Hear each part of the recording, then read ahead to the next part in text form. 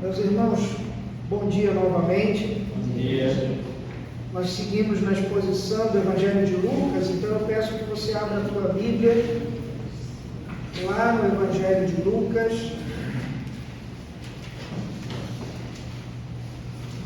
No início lá do Novo Testamento, a gente tem Mateus, Marcos, Lucas.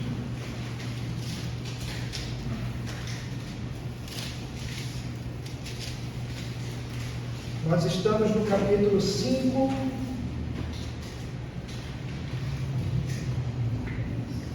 Lucas, capítulo 5, nós vamos ler do verso 12 até o verso 26. Meu assistente ali de projeção me falou que não tem o texto e é de propósito. É para que você tenha aquela conversa próxima com a sua Bíblia, né? Aquele momento que dá aquele crush entre você e a sua Bíblia.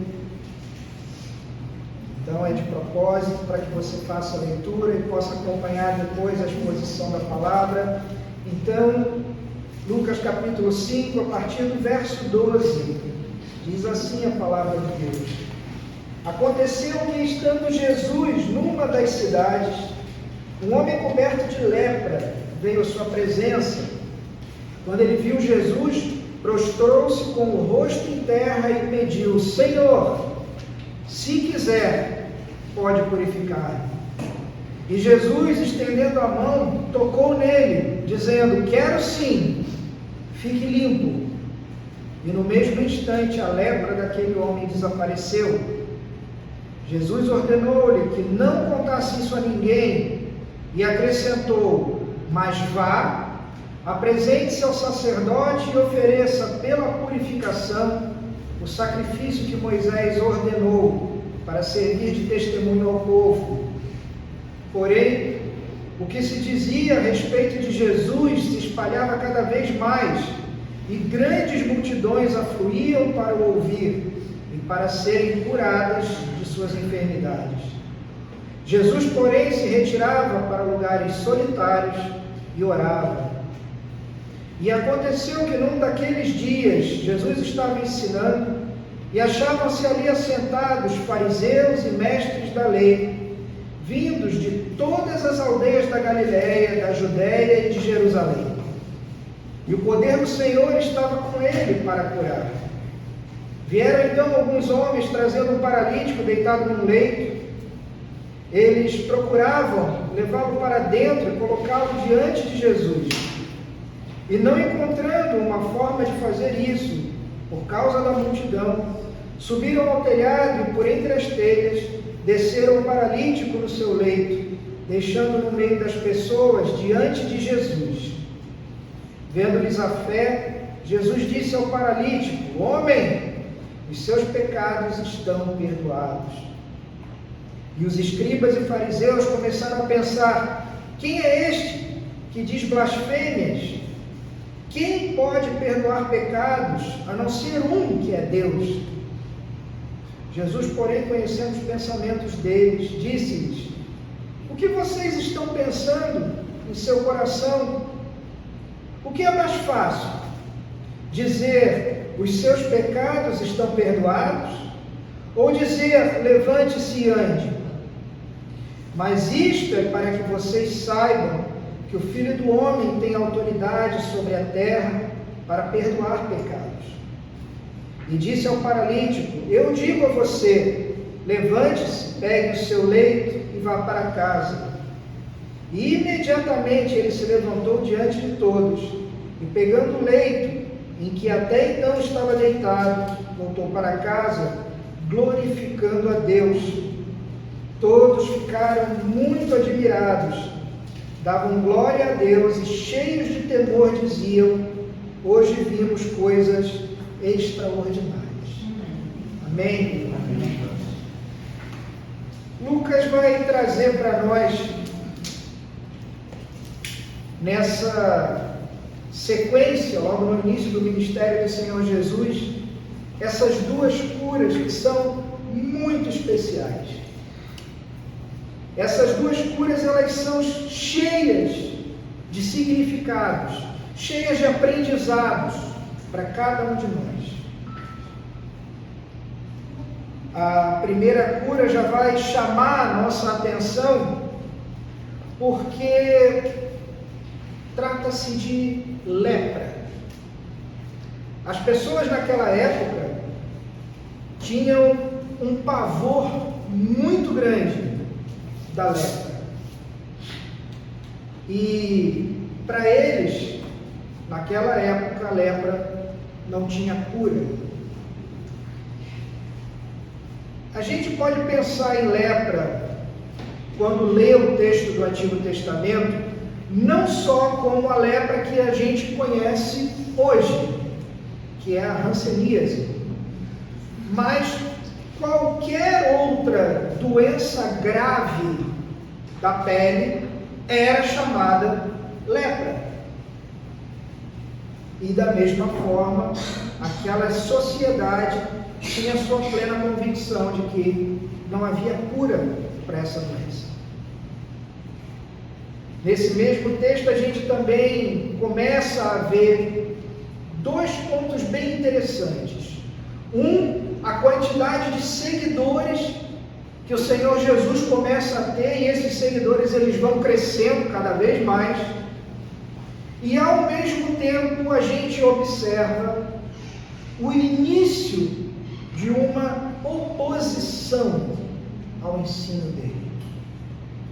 Essa oposição ela começa no capítulo 5, no verso 17, e Lucas vai narrar do 5:17 até o 6, verso 11, Lucas vai narrar 5 episódios dessa oposição forte e formal ao ensino do Senhor.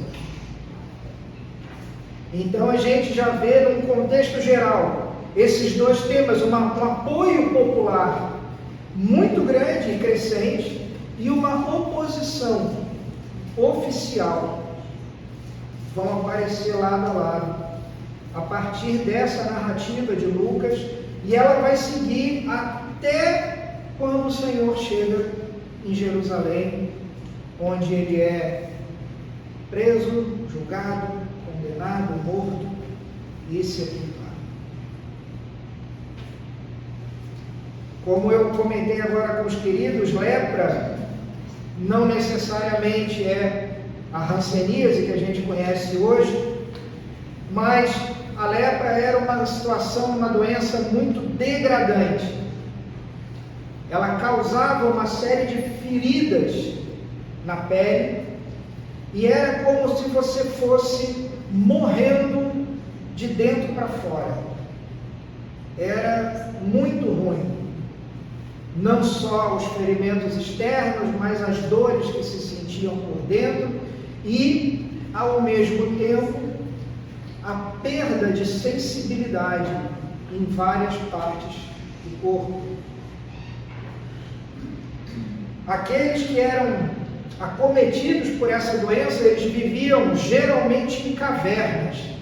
Eles não podiam viver dentro da sociedade e, se precisassem passar por dentro de uma cidade ou de qualquer coisa, eles eram obrigados o tempo todo a gritar leproso ou impuro, para que as outras pessoas soubessem e se afastassem dele. A lepra era extremamente, assim como a hanseníase, ela é uma doença contagiosa. Então, além deles estarem cerimonialmente impuros, eles eram afastados da sua família, da sua sociedade, do seu meio de amigos, trabalho, tudo. E geralmente viviam isolados em cavernas. A lepra, que a Bíblia nos descreve, ela não tem cura, mas lá em Levítico, no capítulo 14, o Senhor dá a Moisés, e Moisés vai dar ao povo a lei a respeito daquele que tinha lepra e que a sua lepra foi purificada. Por que a gente não usa a palavra curada? Porque eles acreditavam que a lepra não tinha cura. Então o que era purificada? Curada. Eles só usavam realmente uma outra palavra, porque para essa lepra ser curada, era necessário, segundo o entendimento deles, a intervenção de Deus. Ou seja, só uma intervenção divina poderia fazer com que aquela pessoa fosse curada. Então eles vão usar, lá em Levítico 14, em toda leitura bíblica, e Jesus vai usar aqui também, quando se conversa com esse homem, a palavra purificada. E aqueles que tinham a sua lepra purificada, eles deveriam ser examinados pelo sacerdote. E assim, examinados pelo sacerdote, ofereceriam um sacrifício, que está descrito lá em Levítico 14, tanto para aqueles que tinham mais condição, ou para aqueles mais pobres que não tinham condição, havia um sacrifício. E assim eles eram considerados purificados e reintegrados à sociedade. Eles poderiam voltar para as suas cidades, para as suas casas, para as suas famílias. E naquela época, e infelizmente até hoje, em algumas comunidades que se colocam como cristãs, era muito comum fazer a ligação entre doença, entre deficiência física com pecado. Infelizmente, conversávamos isso na sexta-feira, ainda existem comunidades que se dizem igrejas de Cristo, mas dizem que se você ficou doente é porque você está em pecado, você fez alguma coisa, você está errado com Deus de alguma maneira. O próprio apóstolo Paulo, lá em 1 Coríntios 11, aquele texto que a gente lê bastante quando a gente faz o cerimonial da ceia, o próprio apóstolo Paulo ali, ele vai fazer uma certa associação de pecado com doença, de pecado com a morte. A questão toda é que o próprio Senhor Jesus, lá no Evangelho de João, capítulo 9, ele é diretamente questionado pelos seus discípulos.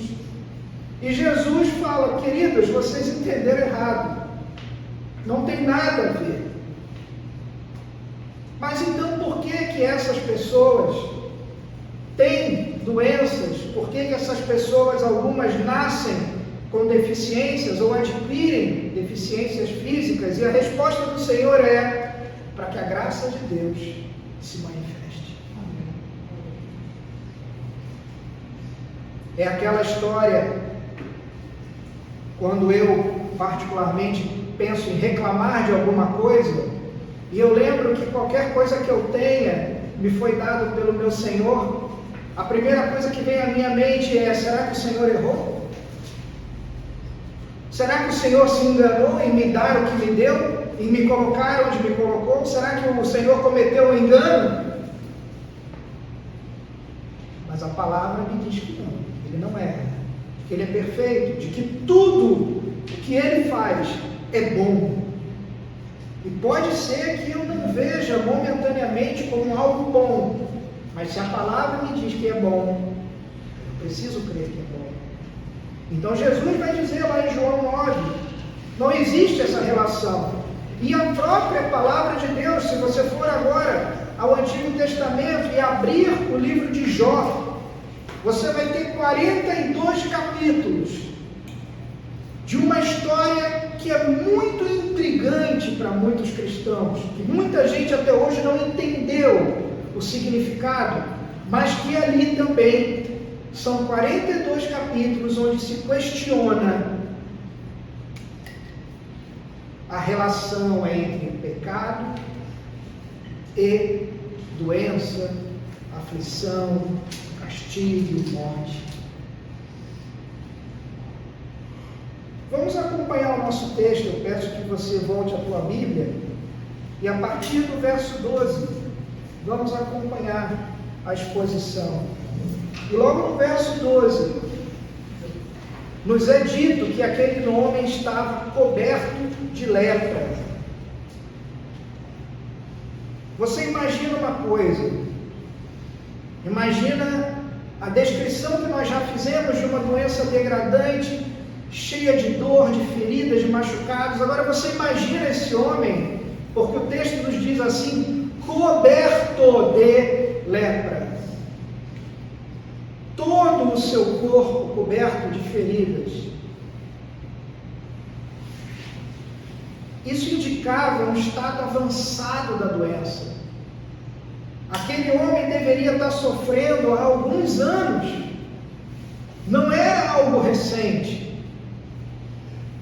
E isso é algo extremamente incrível para nós. E talvez a gente não preste atenção, porque a fé desse homem é a fé de um homem que está literalmente morto, mas ainda não foi enterrado.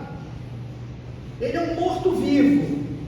Se você gosta de Walking Dead, você deve entender bem aquela questão do zumbi. Ele era um morto-vivo. Ele estava coberto daquela doença. E isso é incrível porque a fé daquele homem move ele no sentido de se dirigir ao Senhor e dizer: Senhor, se o Senhor quiser, o Senhor pode me curar. Ou seja, não era um machucado, não era uma mão, um braço, um pé, era um corpo inteiro tomado por uma doença terrível e que não tinha cura. E ele se dirige ao Senhor. E é interessante que ele fala ao Senhor: se o Senhor quiser. Isso é importante também.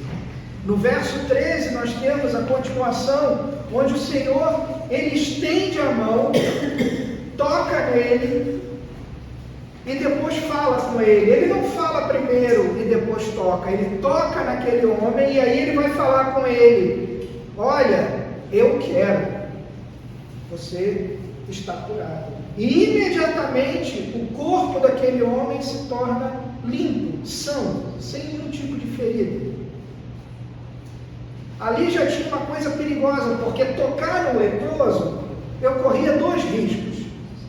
O primeiro era de contrair a doença. Podia ou não acontecer. O segundo risco não tinha jeito, eu me tornava imediatamente impuro. E mesmo que eu não fosse adquirir aquela doença, como impuro eu teria que me dirigir ao sacerdote, oferecer sacrifício, seguir uma série de regras para que eu seja então purificado.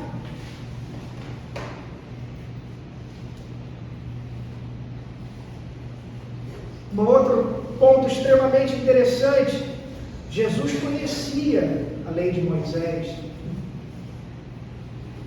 A gente pode tranquilamente hoje, conhecendo que Jesus é Deus, Jesus é Deus, não só ele conhecia, como foi ele mesmo quem deve ter escrito essas leis. E ele diz: eu quero sim. Existe a intenção do Senhor de eu quero curar, e Jesus não se importa com o fato de se tornar cerimonialmente impuro, ou ele também não se importa com o fato de: será que eu vou pegar lepra? Jesus tinha plena convicção do seu poder, e ele toca e ele cura aquele homem.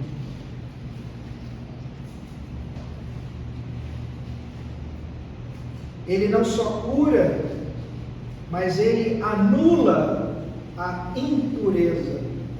Lembre-se que aquele homem sofria duplamente. Uma vez porque tinha o corpo coberto de doenças e feridas, mas não só por isso, ele tinha aquele estigma de impuro. Ele tinha um estigma de que ele estava afastado da sociedade, ele estava longe da sua família, ele não podia entrar no templo, ele não podia celebrar junto com os amigos, ele não podia trabalhar, ele estava isolado. Mas Jesus toca naquele homem, aquele homem é curado. E no verso 14 nos é dito que Jesus ordena que ele não conte aquilo a ninguém. E a gente já tinha visto no capítulo 4, quando o Senhor liberta um homem de uma possessão demoníaca, e aquele demônio se dirige ao Senhor, imediatamente o Senhor fala: cale-se. Ele não permite que os demônios falem. E a gente entendeu o porquê disso, né? A gente entendeu que, os demônios sabiam quem ele era, sabiam a sua identidade do Filho de Deus, e 2, o Senhor não precisava de testemunho de demônios, não era interesse dele. Mas aqui nesse caso não tem nenhum demônio, não é uma possessão demoníaca, é um homem que foi curado de uma doença horrível, e o Senhor fala: olha, não conte isso a ninguém. Por quê? O mais provável aqui, meus queridos, é que Jesus queria de alguma forma evitar ou diminuir que grandes multidões viessem a ele. Isso vai ser um tema mais para frente no Evangelho de Lucas, e a gente vai chegar lá, onde efetivamente o Senhor vai questionar a motivação do coração daquelas pessoas. O Senhor vai explicitamente dizer: por que você quer ser curado? Você está interessado na salvação, ou você só quer os seus problemas resolvidos? E isso é algo que marca bastante. Mas ainda não é nesse momento. Mais para frente o Senhor vai tocar nesse assunto. No momento, Ele quer evitar grandes multidões vindo a Ele.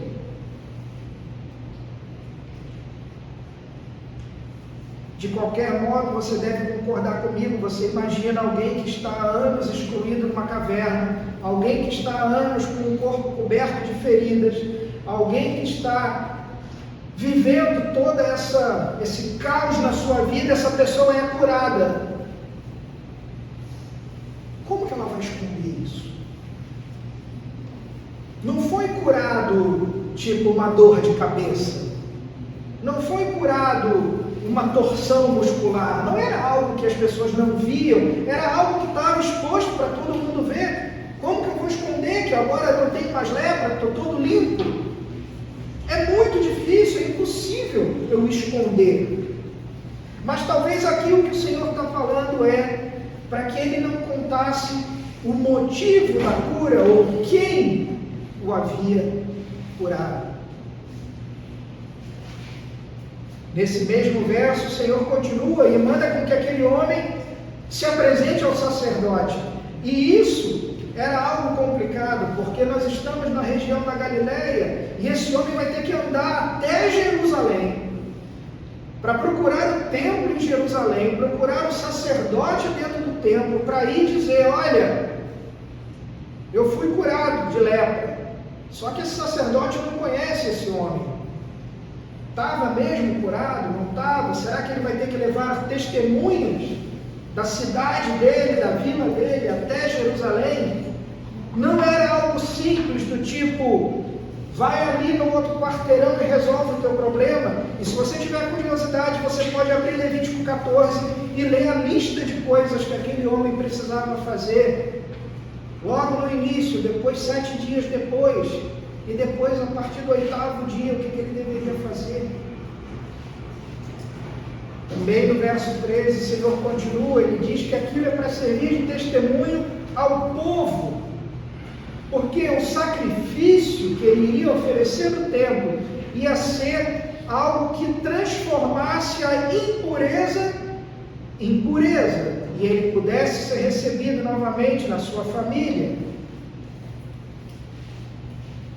Além disso, as pessoas iam olhar para aquele homem iam saber que ele já havia ido até o sacerdote, havia feito tudo que era necessário e poderia retornar à sua vida em sociedade. E aqui, nesse momento, não existe ainda uma hostilidade, não existe ainda uma oposição entre o Senhor Jesus e os sacerdotes. A oposição nesse momento é entre o Senhor Jesus e fariseus e mestres da lei. Logo na sequência, no verso 15, nos é dito, Lucas fala que grandes multidões afluíam para o ouvir e para serem curadas. Repara, Lucas vai fazer isso aqui, Lucas vai fazer isso no capítulo 6, Lucas vai fazer isso em todas as descrições que ele vai até o final do seu evangelho. Ele sempre coloca como prioridade do ministério do Senhor a palavra, o ensino, depois a cura. Então muitas multidões, grandes multidões afluíam para, número 1, o ouvir, depois para serem curadas. Verso 16, mais uma vez Lucas vai trazer para nós que Jesus se retirava para lugares solitários e orava. Lucas, dos 4 evangelistas, ele é o que mais vai bater nessa tecla, dizendo o quanto era importante para o nosso Senhor se retirar e orar. E por que o Senhor fazia isso? A gente vê de cara 2 grandes motivos aqui. O primeiro é, ele está constantemente cercado de gente, pessoas, e as multidões estão crescendo. As pessoas têm trazido cada vez mais gente doente, gente que está sendo possuída por algum demônio, algum espírito maligno, e o trabalho, o esforço, o cansaço do nosso Senhor é cada vez maior em ter que atender cada vez mais gente. Então ele se retira para orar, ele se retira para estar com o Pai, para que ele seja lembrado. Mesmo ele sendo homem, mesmo ele sendo Deus, ele passa o tempo em oração para que ele seja lembrado qual era o objetivo da sua missão. Para que ele havia vindo, para que ele havia sido enviado, encarnado, nascido. Ele tinha um objetivo a ser cumprido. E o segundo objetivo, bastante claro, é a constante busca pela presença do Pai. Ele vai em outros momentos dizer que ele e o Pai são um, de que ele e o Pai estão em perfeita comunhão. E é assim que ele busca essa presença. No verso 17, vai começar a descrição dessa segunda cura que o Senhor faz. E logo de cara, Lucas nos fala a respeito dos fariseus e mestres da lei. Então, logo também eu quero falar para vocês, mestres da lei é uma outra designação para escribas. Se você for ao verso 21, sair aqui do 17, você for ao 21, no 21 já está escrito, e os escribas e fariseus. Mestres da lei é igual a escribas, é a mesma coisa. E esses eram os homens que faziam a interpretação da lei de Moisés. Esses são os homens que nós conhecemos como rabinos, líderes religiosos. A ideia desses homens é que a lei de Moisés tinha que ser aplicável a todos os campos da nossa vida. Tudo que nós fazemos, do dormir, do acordar até o dormir, a lei de Moisés ela tinha que estar presente em tudo. Os fariseus, por outro lado, eles eram um grupo bem pequeno. Logo no início, um grupo bem pequeno. E eles eram leigos. Eles não eram religiosos, não eram sacerdotes, eram um grupo de leigos judeus. E eles eram altamente respeitados pelo povo. Por quê? Porque eles se dedicavam a Moisés em cada mínimo detalhe. Lembra quando nós fizemos a exposição em Malaquias, que a gente comentou que aquele período onde termina o Antigo Testamento e começa o Novo, 400 anos ali que se passaram, e que uma das coisas que aconteceu foi o nascimento dessa seita judaica chamada fariseus. Lembra quando a gente termina Malaquias, que os sacerdotes estavam desacreditados, eles estavam perdidos, eles já não ofereciam sacrifício, já não ligavam para o culto, estava tudo largado.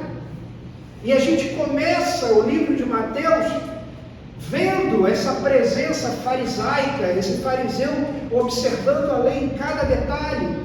E foi nesse período entre os testamentos que nascem os fariseus, tentando recuperar aquela lei, aquele sacerdote que havia largado as coisas lá no final de Malaquias, agora para um sacerdote que deveria obedecer cada mínimo ponto da lei.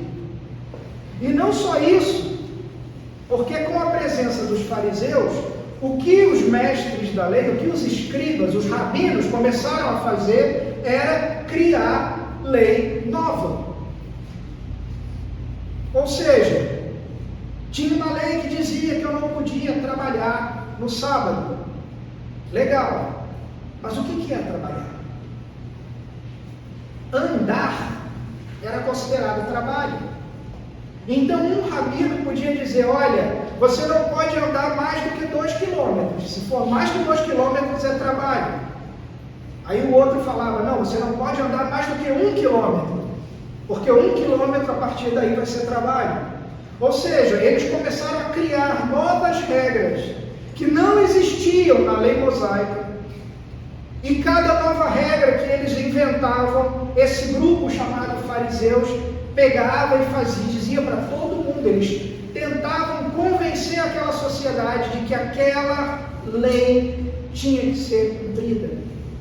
Ah, mas o meu rabino falou 2 quilômetros. Não, é 1 quilômetro. Se alguém falasse 500 metros, eles já mudavam de novo e falavam, não, é 500 metros. E assim seguia. Tanto que as críticas que o Senhor Jesus vai fazer aos fariseus e aos mestres, aos rabinos, é exatamente, olha, vocês estão criando coisas que não existem. Vocês estão exigindo do povo uma situação de quase escravidão, onde vocês mesmos não fazem nada disso. Essa era a crítica que o Senhor fazia. Então, tanto os detalhes das leis, como também essas regras que foram criadas e estavam sendo cada vez mais criadas pelos escribas, os fariseus tentavam fazer com que as pessoas obedecessem. E em razão dessa convergência de interesses, você tem rabinos do lado, fariseus do outro, esses dois grupos, bem dizer, se fundem. E desde o primeiro século da igreja, esse grupo era tido como um único grupo. Os rabinos se tornaram fariseus. E os novos fariseus que nasciam eram treinados para serem rabinos. Se você pegar a descrição do apóstolo Paulo, ele vai dizer que ele era judeu, nascido da tribo de Benjamim, fariseu. Andou aos pés de um mestre judaico muito famoso, inclusive da época de Jesus, onde ele foi discípulo pessoal.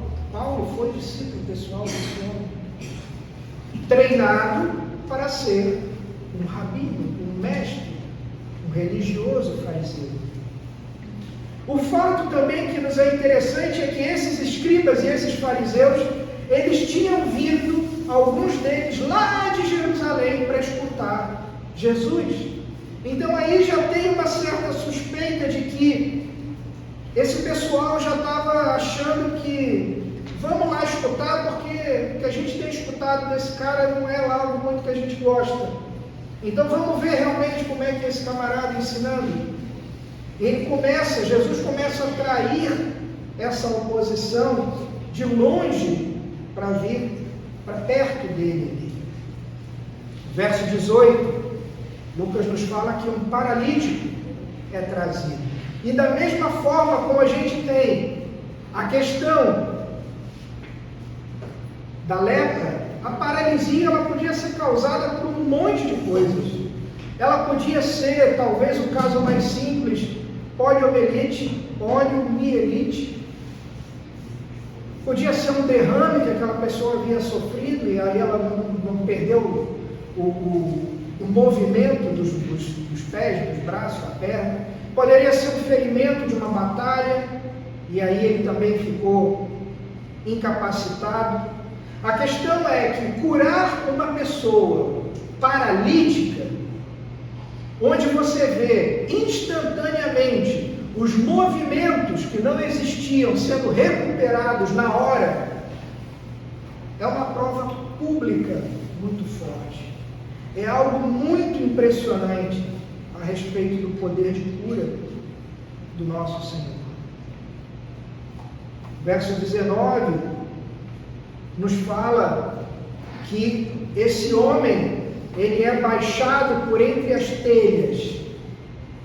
E é interessante porque as casas na Palestina naquela época eram casas que o seu teto era reto e sempre havia uma escada onde você poderia ter acesso por cima. Você subia e estava no teto da casa. E esse teto geralmente era feito por placas de barro, grandes placas, que secavam ao sol e depois de secas elas eram colocadas em cima de tiras de madeira. E aquela era a cobertura da casa. Agora, você imagina um grupo de homens levando a maca de um paralítico, sobem ao teto, ao telhado de uma casa, e você imagina a quantidade de barulho, de pó, sujeira, que é criado para esses homens tirarem aquilo do lugar e baixar um paralítico. Você imagina o quanto deve ter sido desconfortável para quem estava no cômodo de baixo, não só o barulho, mas a quantidade de sujeira e pó caindo. E a gente não sabe se Jesus parou de ensinar e ficou olhando para cima. A gente não sabe o que aconteceu. A gente sabe que aquele homem foi baixado porque não havia espaço para entrar naquela casa. E quem nos confirma isso é Marcos. O Evangelho de Marcos vai dar bastante detalhes sobre esse episódio. No verso 20, começa a acontecer uma das coisas mais sensacionais. O Senhor fala: homem, os seus pecados estão perdoados. Talvez aqueles homens, assim como aquele paralítico que chegou ali, tivesse essa crença que a gente comentou no início, de que sou paralítico porque talvez meu pai havia feito um pecado XPTO, ou talvez porque eu pequei assim quando eu era criança, então eu fiquei paralítico. A gente não sabe o que passava na cabeça daquelas pessoas, mas aquilo era uma crença comum, então talvez eles entendessem que algo havia feito eles haviam feito para que aquela paralisia acontecesse. No final das contas, a fé daqueles homens e daquele paralítico buscava uma única coisa: a cura. Era o que eles buscavam. E quando o Senhor fala: homem, os seus pecados estão perdoados, aquilo deve ter causado um impacto e uma estranheza tão grande naqueles homens como causa em nós hoje. Um homem paralítico. E o homem paralítico chega na frente do Senhor e o Senhor fala: os teus pecados estão perdoados. E a gente fica imaginando: sim, mas e aí? Do tipo, eu não vim aqui para isso. Meus amigos não tiveram esse esforço e esse trabalho para isso. Mas o Senhor sabia que aquele homem, da mesma forma que todos nós precisávamos de uma cura espiritual. Perdão dos pecados, ele é apresentado como o principal, é o primordial, é o que importa e nada mais. Mas de quebra, eu vou fazer você andar. A cura é algo secundário, a cura não é o objetivo primário do Senhor. Até porque se hoje nós cristãos formos perguntados por que nós precisamos de um Salvador, porque nós precisamos de um médico espiritual, nós precisamos de alguém que resolva o nosso problema do pecado, nós precisamos de alguém que se coloque entre eu e Deus e pague a conta do meu pecado, da minha ofensa, da minha rebeldia. É por isso que eu não devo esperar como algo primário na minha vida a cura, a resolução do meu problema, a dívida que eu tenho, o problema familiar. Isso não é o objetivo. O Senhor não veio especificamente para isso. Ele veio para morrer pelos pecados. Claro que Ele pode, da mesma forma como Ele fez aqui, Ele pode curar, é claro que Ele pode, Ele tem curado, sim, Ele tem curado. O quanto nós temos orado por Ele, pessoas que foram curadas. Ele tem feito milagres, sim, todos os dias. A cada vez que alguém é tocado pelo Espírito Santo e se converte ao Evangelho, é um milagre. Mas a cura era algo secundário. Imediatamente aqueles homens, escribas, fariseus, começam a dizer: quem é esse que diz blasfêmias? Quem pode perdoar pecados a não ser um que é Deus? E a definição de blasfêmia, você deve talvez conhecer, ou já ter ouvido falar. Para o judeu, uma blasfêmia é você dizer o nome de Deus. O nome de Deus não pode ser dito. O que nós chamamos de Yahvé, que na verdade pode ser até traduzido como um som, o judeu não pode mencionar o nome de Deus. Ele usa muitas vezes uma palavra chamada Hashem, que significa o nome, para se dirigir ao Senhor. Então, blasfêmia aqui, ela tem um sentido mais amplo do que o normal para eles, porque blasfêmia aqui era o homem se apropriar de algo que não é dele, é o homem se apropriar de algo que é divino. Perdão de pecados só cabe a Deus. Nós podemos tranquilamente, qualquer um de nós, declarar: Deus perdoa pecados. Não podemos? Se estamos conversando com alguém e essa pessoa traz uma culpa muito grande, nós não podemos falar: olha, o Senhor pode curar o teu pecado, o Senhor pode te perdoar. É verdade, qualquer um de nós pode dizer isso. Mas aqui Jesus usa da sua autoridade pessoal. E logo na sequência, Jesus, sabendo o pensamento daqueles homens, no verso 23 ele diz: o que é mais fácil? Dizer que os pecados estão perdoados? Ou dizer levanta e anda? Você há de concordar comigo que é muito mais fácil dizer: olha, o teu pecado está perdoado. Por que é mais fácil? Porque não tem como eu comprovar. Vou virar aqui: Betão, teu pecado está perdoado.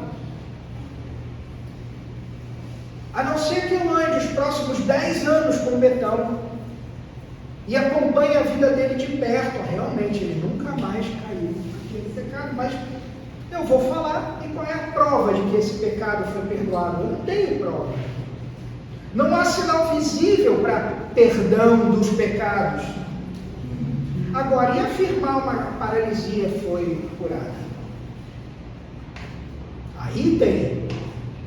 Aí imediatamente você pode comprovar se alguém está falando uma mentira ou não. Porque é a cura de algo físico, um homem que não levantava de um leito.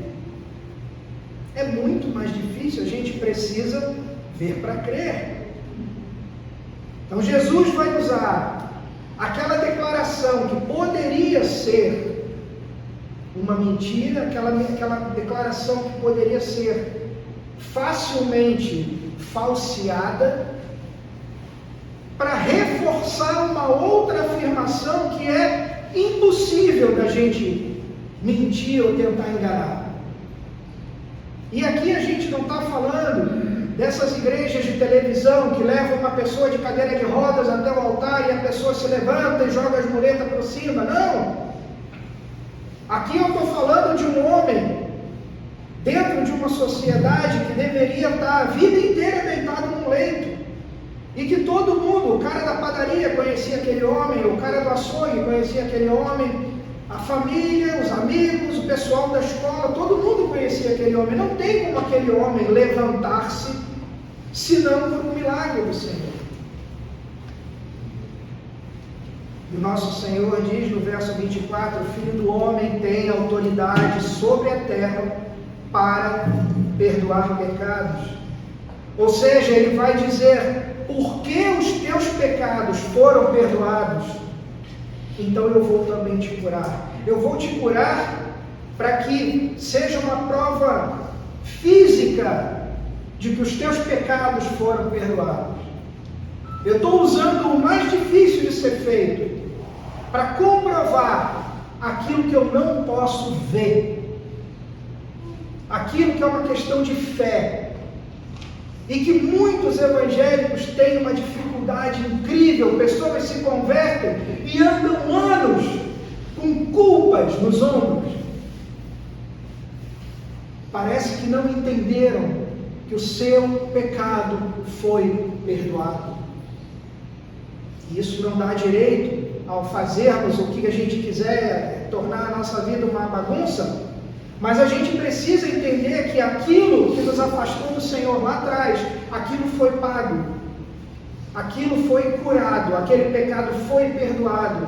Eu agora estou em paz com o Senhor, agora eu posso me dirigir ao Senhor, agora eu posso chamá-lo de Pai, agora nada se coloca entre eu e Ele. Jesus vai usar esse título de autoridade que está lá em Daniel capítulo 7, é o profeta Daniel, no capítulo 7, numa das suas visões, onde ele vê Jesus, que ele fala que eu vi alguém como um filho de um homem, e é dali que vem a explicação. Mas o que a gente aprende desses textos para a nossa vida hoje? O que eu, lendo esse evangelho, posso trazer para a minha realidade de hoje? Eu separei 4 pontos e o primeiro deles é que a gente se lembre que Cristo tem o poder para curar a nossa alma. Porque se nós fizermos uma comparação, não somos nós todos leprosos aos olhos de Deus?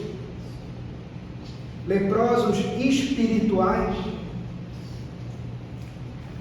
Não caímos todos desde Adão? Não nos rebelamos contra o Senhor? O pecado, meus irmãos, e nós temos pregado bastante. Você não pode dizer que você frequenta uma igreja que não bate nessa tecla, porque nós batemos muito nessa tecla. O pecado é uma doença mortal. Ele nos separou de Deus. Ele contaminou tudo em nós. A nossa consciência, nosso coração, nossa mente, nossa vontade, tudo foi comprometido. É assim que nós já nascemos. É assim que nós naturalmente vivemos.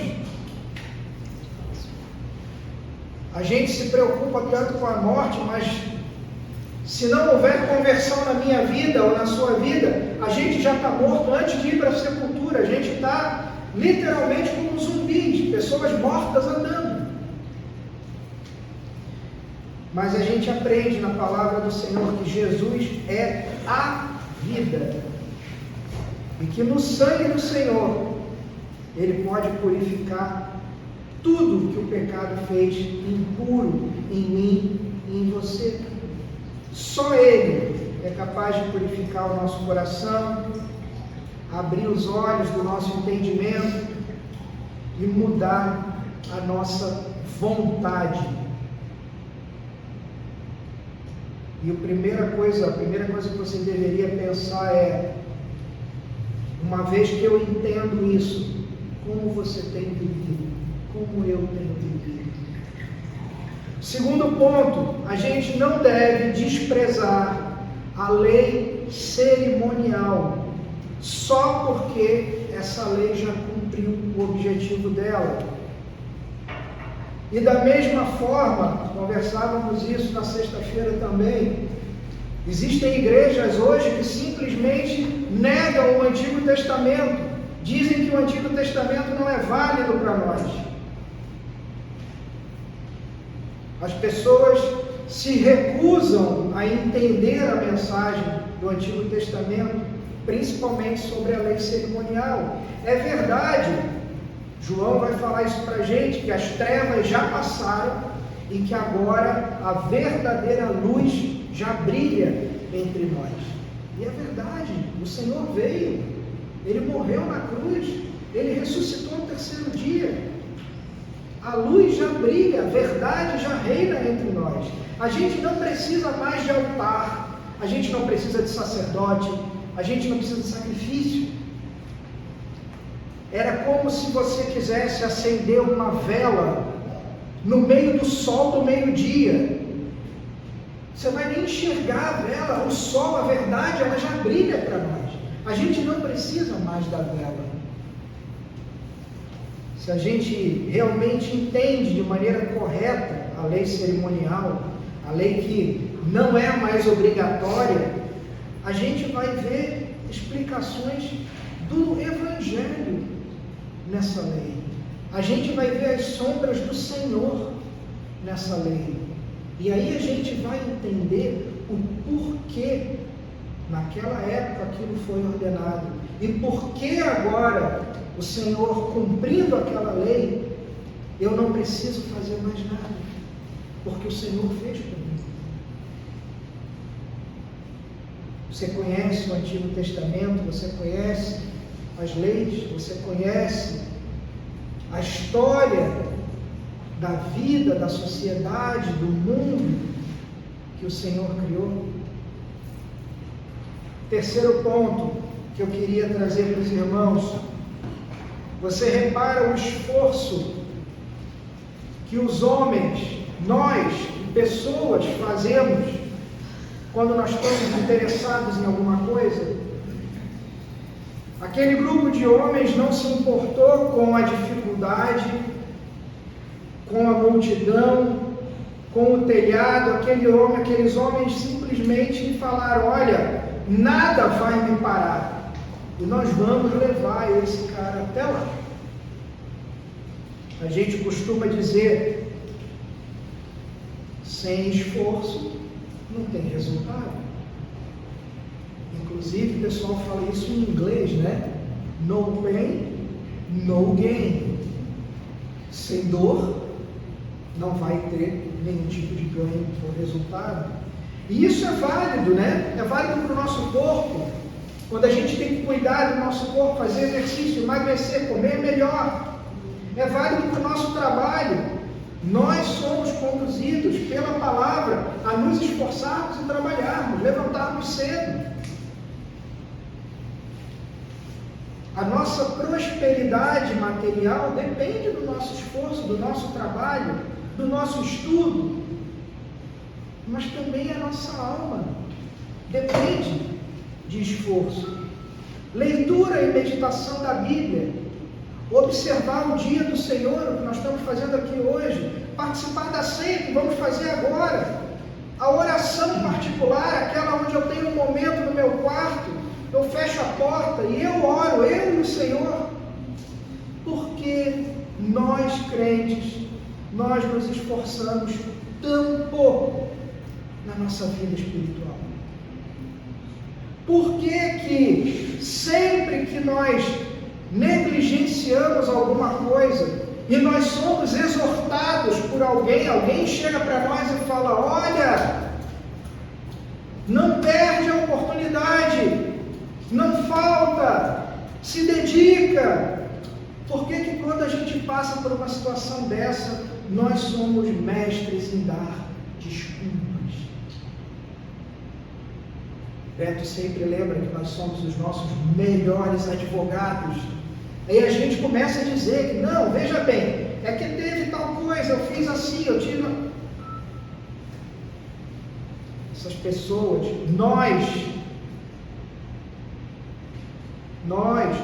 pastores, nós todos os seres humanos, nós às vezes não pensamos com seriedade a respeito da nossa salvação. A gente diz: puxa, eu estou cansado. O legal é que quando eu costumo dizer que eu estou cansado, é porque eu estou deitado na minha cama, dentro da minha casa, com o meu ar-condicionado ligado, onde eu tenho cobertinha se eu precisar, com a geladeira, onde eu tenho comida se eu precisar. Mas eu digo que eu estou cansado. A gente tem dado, nós temos dado, eu tenho dado, você tem dado atenção à sua vida, à sua saúde espiritual. E por último, lembrar aos queridos aqui, como o Senhor mesmo nos lembra, de que Ele conhece os nossos pensamentos. Nós não podemos esconder nada dEle. Ele sabe de tudo. Existem muitos textos na Escritura para isso, mas eu quero lembrar dois aos irmãos. Carta aos Hebreus vai dizer, lá no capítulo 4, e eu leio na NVT: nada em toda a criação está escondido de Deus. Tudo está descoberto e exposto diante dos seus olhos, e é a Ele que nós prestamos conta.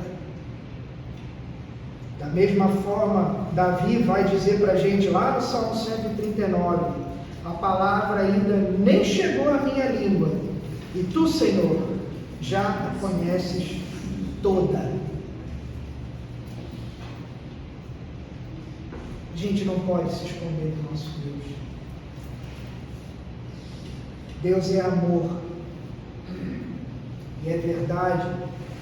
Você deve lembrar desse livrinho que nós, 2 anos atrás, mais ou menos, usamos, o Evangelho de Jesus Cristo, do Paul Washer. É um livreto bem pequenininho.